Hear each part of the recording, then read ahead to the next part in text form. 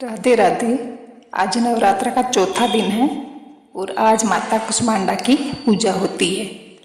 शुरू करते हैं। सुरा संपूर्ण कलशम रुधिराप्लुतमेव च ददाना हस्तपद्याभ्याम कुष्मांडा शुभदास्तु में। माँ दुर्गा जी की आराधना के लिए चौथे दिन कुष्मांडा की पूजा होती है। अपनी मंद मुस्कान से ही ब्रह्मांड को उत्पन्न करने के कारण इन्हें कुष्मांडा कहा गया। कथा आती है कि जब सृष्टि नहीं थी, वह चारों ओर अंधकार ही अंधकार था, तब देवी ने अपने ईसत यानी मंद मुस्कान से यह ब्रह्मांड रचा। सृष्टि की आदि स्वरूपा आदि शक्ति कुष्मांडा ही है। इनका निवास सूर्यलोक में है। इनके शरीर की कांति और प्रभा भी सूर्य के समान ही है। अन्य कोई भी देवी देवता इनके तेज की बराबरी नहीं कर सकता। संपूर्ण ब्रह्मांड में अवस्थित तेज इन्हीं की छाया है। यह अष्टभुजा देवी के नाम से विख्यात है। इनके हाथों में क्रमशः कमंडल, धनुष, बाण, कमल, पुष्प, अमृत कलश, चक्र तथा गदा है। 8वें हाथ में सिद्धि एवं निधि देने वाली जपमाला है। इनका वाहन भी सिंह है। नवरात्र पूजन के चौथे दिन इन्हीं कुष्मांडा देवी के स्वरूप की पूजा की जाती है। साधक इस दिन अत्यंत पवित्र और पूरे मन से कुष्मांडा देवी की पूजा करते हैं। इनकी उपासना से भक्तों के रोग शोक नष्ट हो जाते हैं। कुष्मांडा की भक्ति से आयु, यश, बल और आरोग्य मिलता है। शास्त्रों पुराणों में वर्णित विधि विधान के अनुसार माँ दुर्गा की उपासना और भक्ति लाभ देती है। लौकिक अथवा पारलौकिक उन्नति के लिए कुष्मांडा की उपासना करनी चाहिए। अब 5वां अध्याय है देवी की स्तुति, अंबिका के रूप की प्रशंसा। ऋषि कहते हैं, पूर्व काल में शुंभ और निशुंभ नामक असुरों ने अपने बल के घमंड में आकर शचीपति इंद्र के हाथ से तीनों लोकों का राज्य और यज्ञों के भाग छीन लिए। उन दोनों ने सूर्य, चंद्रमा, कुबेर, यम और वरुण के अधिकार भी पा लिए। वायु और अग्नि का काम भी वे ही करने लगे। उन दोनों ने समस्त देवताओं को अपमानित, पराजित तथा राज्य भ्रष्ट कर स्वर्ग से निकाल दिया। उन दोनों महान असुरों से अपमानित देवताओं ने अपराजिता देवी का स्मरण किया और सोचने लगे कि जगदम्बा ने हम लोगों को वरदान दिया था कि आपत्ति काल में स्मरण करने पर मैं तुम्हारी सभी आपदाओं को तत्काल दूर कर दूंगी। ऐसा विचार कर सभी देवता पर्वतराज हिमालय पर गए और वहां विष्णु माया भगवती की स्तुति करने लगे। देवता बोले, देवी को नमस्कार है, महादेवी शिवा को सर्वदा नमस्कार है, प्रकृति एवं भद्रा को प्रणाम है। हम लोग नियम पूर्वक जगदम्बा को नमस्कार करते हैं। रुद्रा को नमस्कार है, नित्या, गौरी एवं धात्री को बारंबार नमस्कार है। ज्योत्नामयी, चंद्ररूपिणी एवं सुख स्वरूपा देवी को बारंबार नमस्कार है। शरणागतों का कल्याण करने वाली वृद्धि और सिद्धि रूपा देवी को हम निरंतर नमस्कार करते हैं। राक्षसों की लक्ष्मी, राजाओं की लक्ष्मी तथा शिव पत्नी स्वरूपा आग जगदम्बा को बारंबार नमस्कार है। दुर्गा, दुर्ग पारा, संकटों से पार करने वाली, सबकी सारभूता, सर्वकारिणी, ख्याति, कृष्णा और धूम्रा देवी को सर्वदा नमस्कार है। अत्यंत सुंदर और भयंकर देवी को हम नमस्कार करते हैं। उन्हें हमारा बारंबार प्रणाम है। जगदाधार भूताकृति देवी को बारंबार नमस्कार है। जो देवी सब प्राणियों में विष्णु माया के नाम से कही जाती है, उनको नमस्कार, उनको नमस्कार, उनको बारंबार नमस्कार है। जो देवी सब प्राणियों में चेतना कहलाती है, उनको नमस्कार, उनको नमस्कार, उनको बारंबार नमस्कार है। बुद्धि रूप से सब प्राणियों में स्थित देवी को बारंबार नमस्कार है। जो देवी निद्रा रूप से सब प्राणियों में स्थित है, उनको बारंबार नमस्कार है। सब प्राणियों में शुदा रूप से स्थित देवी को बारंबार नमस्कार है। जो देवी छाया रूप से सब प्राणियों में स्थित है, उनको बारंबार नमस्कार है। जो देवी सब जीवधारियों में शक्ति रूप से स्थित है, उनको बारंबार नमस्कार है। जो देवी सब प्राणियों में तृष्णा रूप से स्थित है, उनको बारंबार नमस्कार है। जो देवी सब प्राणियों में क्षमा रूप में स्थित है, उनको बारंबार नमस्कार है। जो देवी लज्जा रूप से सब प्राणियों में स्थित है, उनको बारंबार नमस्कार है। जो देवी सब प्राणियों में शांति रूप से स्थित है, उनको बारंबार नमस्कार है। जो देवी सब प्राणियों में श्रद्धा रूप से स्थित है, उनको बारंबार नमस्कार है। जो देवी सब प्राणियों में कांति रूप से स्थित है उनको बारंबार नमस्कार है।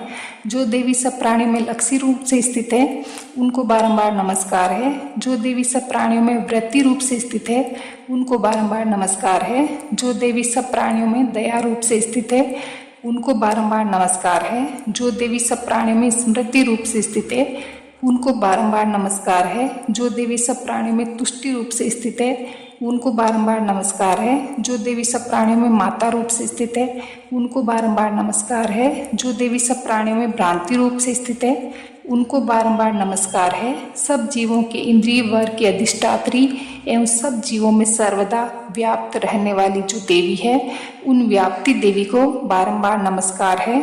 जो देवी चैतन्य रूप से इस संपूर्ण व्याप्त करके स्थित है उनको नमस्कार है, उनको विश्व का बारंबार नमस्कार है। पूर्व काल में अपने अभीष्ट की प्राप्ति होने से देवताओं ने जिनकी स्तुति की तथा देवराज इंद्र ने बहुत दिनों तक जिनका सेवन किया, वह कल्याण की साधना भूता ईश्वरी हमारा कल्याण एवं मंगल करते हुए हमारी सारी विपत्ति को नष्ट कर दें।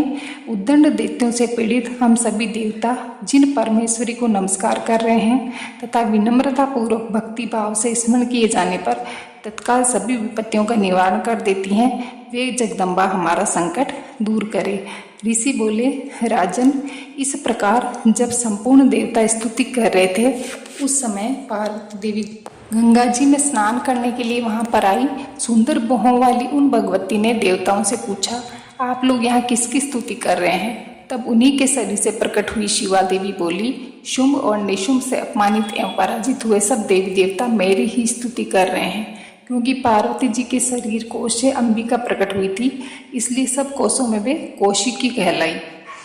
कौशिकी के प्रकट होने के बाद पार्वती देवी का शरीर काले रंग का हो गया, इसीलिए वे हिमालय पर रहने वाली कालिका देवी के नाम से विख्यात हुई। इसके बाद शुंभ निशुंभ के सेवक चंडमुंड वहां आए और उन्होंने मनोहर रूप धारिणी अंबिका देवी को देखा। फिर वे शुंभ के पास जाकर बोले, महाराज, एक अत्यंत सुंदर स्त्री अपनी दिव्य कांति से हिमालय को अवलोकित कर रही है। ऐसा उत्तम रूप हमने कहीं नहीं देखा।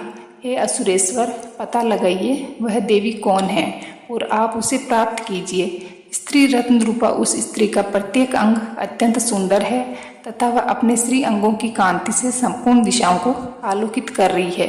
हे दैत्यराज, अभी वह हिमालय पर ही है और आप उसे देख सकते हैं।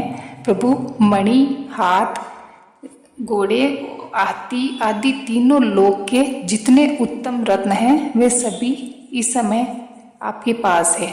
हाथियों में रत्नभूत ऐरावत, उच्चैश्रवा घोड़ा तथा यह परिजात का वृक्ष आपने इंद्र से ले लिया है। हंसों से जूता या रत्नभूत विमान जो पहले ब्रह्मा जी के पास था अब आपके आंगन में शोभा पाता है। महापद्य नामक निधि आप कुबेर से छीन लाए हैं। समुद्र ने भी किंजलकिनी नाम की वह माला जो केसरों से सुशोभित है और जिसके कमल कभी कुम्हलाते नहीं हैं आपको भेंट में दी है।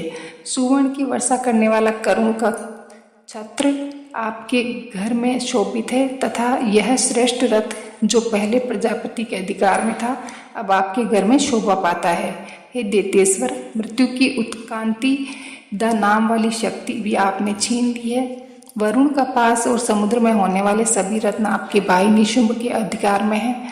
अग्नि ने भी स्वतः शुद्ध किए हुए 2 वस्त्र आपको दिए हैं। दैत्यराज, इस प्रकार सभी रत्न आपने एकत्र कर लिए हैं। तब स्त्रियों में रत्न रूप कल्याण में इस देवी को भी आप अपने अधिकार में क्यों नहीं कर लेते? ऋषि कहते हैं, चंडमुंड के यह वचन सुनकर शुंभ ने सुग्रीव नामक महादैत्य को दूत बनाकर देवी के पास भेजा और कहा, तुम मेरी आज्ञा से उसके सामने इस तरह कहना और ऐसी युक्ति कहना जिससे प्रसन्न होकर वह शीघ्र ही यहाँ आ जाए। वह दूत पर्वत के अत्यंत रमणीय प्रदेश में जहाँ देवी विराजमान थी जाकर मधुर वाणी में बोला। दूत बोला, हे देवी, असुरों के राजा शुंभ ने जो तीनों लोकों के परमेश्वर हैं उन्होंने मुझ दूत को आपके समीप भेजा है। उनकी आज्ञा का उल्लंघन कोई देवता नहीं करता। समस्त शत्रुओं को उन्होंने जीत लिया है और उन्होंने जो कुछ कहा है आप सुनिए। तीनों लोक और समस्त देवता मेरे अधीन हैं और यज्ञ के संपूर्ण भागों को भी मैं ही पृथक पृथक ग्रहण करता हूँ। तीनों लोकों के रत्न हमारे पास है और इंद्र का वाहन ऐरावत हाथी भी हमने छीन लिया है। समुद्र मंथन से जो अश्व रत्न उच्चैश्रवा प्रकट हुआ था वह भी देवताओं ने बड़ी विनय पूर्वक मुझे भेंट कर दिया है। हे शोभने, इनके अलावा अन्य जितने भी रत्न देवता, गंधर्व और नागों के पास थे वे सभी हमको प्राप्त हो गए। हे देवी, हम तुमको संसार भर की स्त्रियों में रत्न समझते हैं, इस कारण तुम भी हमारे पास आ जाओ, क्योंकि रत्नों को भोगने वाले तो केवल हम ही हैं। हे चंचल नेत्र वाली, आप रत्न रूप हो, इस कारण मुझे तथा बलवान मेरे छोटे भ्राता निशुंभ को पाकर सुख को भोगिए। हमको ग्रहण करने से तुम्हारे लिए अतुल ऐश्वर्य मिलेगा, ऐसा अपनी बुद्धि से विचार कर हमारी स्त्री हो जाओ। ऋषि बोले, दूत के मुख से इस प्रकार के वचन सुनकर जिस भगवती दुर्गा ने संपूर्ण संसार को धारण कर रखा है वह भगवती मुद्रा गंभीर भाव से मुस्कुराती हुई कहने लगी। देवी बोली, हे दूत, तूने इस समय जो कुछ भी कहा है वह सत्य है, इसमें कुछ भी झूठ नहीं है। शुंभ तीनों लोकों का राजा है और निशुंभ भी उसी के समान है, परंतु इस विषय में मेरी जो प्रतिज्ञा है उसे मैं किस प्रकार झूठी करूं। मैंने अपनी अल्प बुद्धिवश जो प्रतिज्ञा की है उसे सुनो। जो मुझे संग्राम में जीत लेगा और मेरे घमंड को दूर कर देगा तथा संसार में मेरे समान बलवान होगा वही मेरा पति होगा। इस कारण शुंभ अथवा निशुंभ वह महाअसुर यहाँ आकर मुझे जीत ले और तत्काल मेरा पाणी ग्रहण कर ले, इसमें विलंब की आवश्यकता नहीं है। दूत बोला, हे देवी, तुझे बड़ा अभिमान है, मेरे सामने इस प्रकार की बातें मत कर। तीनों लोकों में ऐसा कौन पुरुष है जो शुंभ और निशुंभ के आगे ठहर सकता है। उनके अलावा अन्य असुरों के सामने समस्त देवता युद्ध में नहीं ठहर सकते, फिर तुम अकेली स्त्री किस तरह उनके सामने ठहर सकेगी। इंद्रादिक सभी देवता जिन शुंभ निशुंभ आदि के आगे ठहर नहीं सके तो तुम स्त्री होकर उनके सम्मुख किस भांति पहुंच सकोगी। इस कारण तुम मेरे कथनानुसार शुंभ निशुंभ के पास मेरे साथ चलो, ऐसा करने से तुम्हारे गौरव की रक्षा होगी, अन्यथा जब वे केश पकड़कर घसीटेंगे तब तुम्हें अपनी प्रतिष्ठा खोकर जाना पड़ेगा। देवी ने कहा, तुम्हारा कहना ठीक है, शुंभ बलवान है और निशुंभ भी बड़ा पराक्रमी है, किंतु क्या करूं, मैंने पहले बिना सोचे समझे प्रतिज्ञा कर ली है, अतः अब तुम जाओ। मैंने तुमसे जो कुछ कहा है वह सब दैत्यराज से आदरपूर्वक कह देना, फिर वे जो उचित समझे वो करे। ऋषि कहते हैं, देवी का यह कथन सुनकर दूत अत्यंत क्रोधित हुआ। उसने दैत्यराज के पास जाकर संपूर्ण समाचार विस्तार पूर्वक कह सुनाया। दूत के वचन सुनकर दैत्यराज अत्यंत कुपित हो उठा और असुर सेनापति धूम्रलोचन से बोला, धूम्रलोचन, तुम शीघ्र ही अपनी सेना लेकर जाओ और उस दुष्टा का केस पकड़कर घसीटते हुए बलपूर्वक यहाँ ले आओ। उसकी रक्षा करने के लिए देवता पक्ष अथवा गंधर्व आदि अन्य कोई भी क्यों न खड़ा हो, उसे अवश्य मार डालना। ऋषि बोले, शुंभ के इस प्रकार आज्ञा देने पर धूम्रलोचन दैत्य ने 60,000 असुरों की सेना लेकर वहां से तुरंत प्रस्थान किया। वहां पहुंचकर उसने हिमालय पर रहने वाली देवी को देखा और ललकार कर कहा, अरे तू शुंभ निशुंभ के पास चल। यदि तू इस समय प्रसन्नतापूर्वक मेरे स्वामी के पास नहीं चलेगी तो मैं बलपूर्वक चोटी पकड़कर घसीटते हुए तुझे ले चलूँगा। देवी बोली, तुम्हें दैत्यों के राजा ने भेजा है, तुम स्वयं भी बलवान हो और तुम्हारे पास विशाल सेना भी है। ऐसी दशा में यदि मुझे बलपूर्वक ले चलोगे तो मैं क्या कर सकती हूँ। ऋषि बोले, देवी के इस प्रकार कहने पर धूम्रलोचन दैत्य उनकी ओर दौड़ा। तब अंबिका ने हूँ शब्द के उच्चारण मात्र से उसको भस्म कर दिया। फिर तो क्रोध में विहल दैत्यों की विशाल सेना और अंबिका ने एक दूसरे पर तीखे बाणों, शक्तियों तथा फरसों की वर्षा आरंभ की। इतने में ही देवी का वाहन सिंह क्रोध में भरकर भयंकर गर्जना करके गर्दन के बालों को हिलाता हुआ असुरों की सेना में कूद पड़ा। उसने कुछ दैत्यों को नखों की मार से, कितनों को अपने जबड़ों की मार से और कितने ही मार दैत्यों को पटक कर डाड़ों से जख्मी करके मार डाला। उस सिंह ने अपने नखों से कितनों के पेट फाड़ डाले, थप्पड़ मारकर कितनों के सिर धड़ से अलग कर दिए, कितनों की भुजाएं और मस्तक काट डाले तथा अपनी गर्दन के बाल हिलाते हुए उसने दूसरे दैत्यों के पेट फाड़कर उनका रक्त चूस लिया। अत्यंत क्रोध में भरे देवी के वाहन महाबली उस सिंह ने क्षण भर में ही असुरों की सेना का संहार कर डाला। शुंभ ने जब यह समाचार सुना कि देवी ने धूम्रलोचन असुर को मार डाला तथा उसके सिंह ने सारी सेना का सफाया कर दिया, तब वह दैत्यराज अत्यंत क्रोधित हुआ। उसके होठ कांपने लगे। उसने चंड और मुंड नामक दो महादैत्यों को आज्ञा दी कि हे चंड और हे मुंड, तुम लोग अत्यंत विशाल सेना लेकर वहां जाओ और उस देवी के केस पकड़कर अथवा उसे बांधकर शीघ्र ही यहाँ ले आओ। यदि इस प्रकार उसको यहाँ लाने में तुम्हें संदेह हो तो युद्ध में सब प्रकार के अस्त्र शस्त्रों तथा दैत्य सेना का प्रयोग करके उसको मार डालना और उस दुष्ट स्त्री के तथा सिंह के मर जाने पर उस अंबिका को बांधकर शीघ्र ही मेरे पास ले आना। आज का अध्याय पूर्ण हुआ। कल 5वें अध्याय का पाठ करेंगे। जय माता कुष्मांडा की।